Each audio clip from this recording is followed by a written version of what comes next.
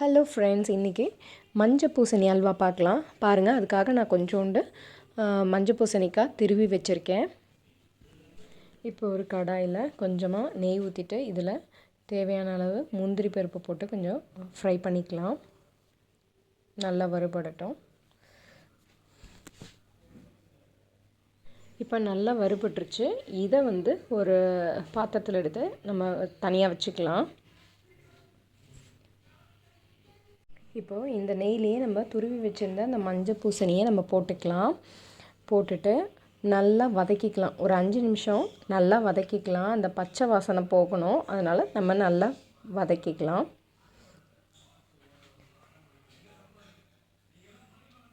நல்லா கைவிடாமல் நல்லா வதக்கலாம், இல்லைன்னா பிடிக்கும். நான் இன்றைக்கி நெய் கொஞ்சமாக தான் சேர்த்துருக்கேன். ஒரு 50 ml குள்ளே தான் சேர்த்துருக்கேன். நீங்கள் உங்களுக்கு வேணால் நிறையாவும் சேர்த்துக்கலாம், நல்லாயிருக்கும். இப்போ இதில் நம்ம ஏலக்காய், நான் இன்றைக்கி சும்மா அப்படியே பொடிச்சதை போடுறேன். அப்படியே தோலோடு தான் போடுறேன். உங்களுக்கு வேணால் நல்லா நைஸ் பவுடராக பண்ணிக்கோங்க. போட்டுட்டு அப்படியே இதையும் கொஞ்சம் வதக்கிக்கலாம். இப்போ நல்லா வதங்கினதுக்கப்புறம், இப்போ நல்லா பச்சை வாசனை போனதுக்கப்புறம் ஒரு 100 ml நான் பால் ஊற்றுறேன். காய்ச்சி ஆற வச்ச பால் இது ஊற்றி நல்லா இதுலேயே நம்ம அந்த காயையும் கொஞ்சம் வேக விடலாம். இது நல்லா சுண்டி வரணும். நம்ம கொஞ்சம் கைவிடாமல் கொஞ்சம் நேரம் கைவிடாமல் கொஞ்சம் கிளறிக்கலாம். மீடியம் ஃப்ளேமில் வச்சு நீங்கள் இதை பண்ணுங்கள். அப்போ தான் கரெக்டாக வரும் உங்களுக்கு.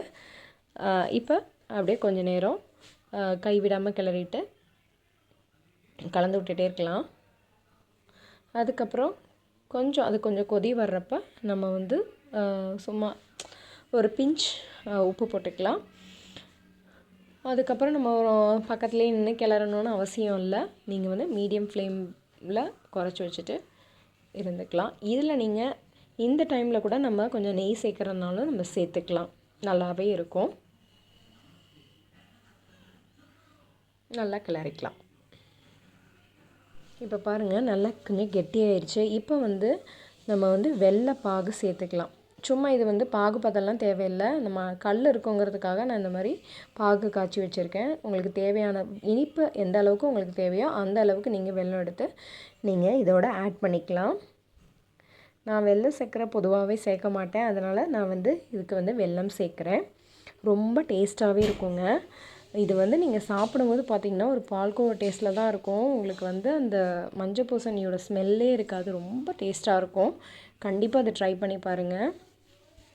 இப்போ பாருங்கள், இப்போ நம்ம வெள்ளைப்பாகு சேர்த்தோன்னா கொஞ்சம் தனியாகிடுச்சு. இன்னும் கொஞ்சம் அப்படியே நீங்கள் இதே மாதிரி லோ ஃப்ளேம்லேயே வச்சு மீடியம் ஃப்ளேம்லேயே வச்சு நீங்கள் இதை அப்படியே கலந்து விட்டுட்டே இருங்க. இப்போ பாருங்கள், நல்லா கெட்டியாகிடுச்சு. கொஞ்சம் கெட்டியாகிடுச்சு. இன்னும் கொஞ்சம் நல்லா இன்னும் கொஞ்சம் கெட்டியாகிடுச்சுன்னா அந்த லெவல் கரெக்டாக வந்துடும். பார்க்கலாம்.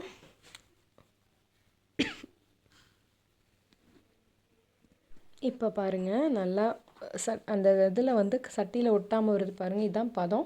இப்போ இது கரெக்டாக இருக்கும். இதில் நம்ம வறுத்து வச்சோன்னா அந்த முந்திரியை சேர்த்துலாம் ஆட் பண்ணிவிட்டு இறக்கிடலாம். அவ்வளோதான், இது ரெடி ஆகிடுச்சு. இப்போ பாருங்கள் எவ்வளோ சூப்பராக இருக்குது பாருங்கள். இது ரொம்பவே டேஸ்ட்டாக இருக்கும். குழந்தைங்களுக்கு கண்டிப்பாக செஞ்சு கொடுங்க. ஏன்னா மஞ்சள் பூசணிக்காய் நம்ம காய்கறியாக செஞ்சு தரும்போது குழந்தைங்க அவ்வளோவா விரும்பி சாப்பிட மாட்டாங்க. இப்படி நீங்கள் செஞ்சு கொடுக்கும்போது நல்லாவே சாப்பிடுவாங்க. இது நம்ம வீட்டிலையே செஞ்சுருக்கோம். அதே மாதிரி வெல்லம்லாம் போட்டு செஞ்சுருக்கோம். கண்டிப்பாக இதை ட்ரை பண்ணி பாருங்கள் ஃப்ரெண்ட்ஸ்.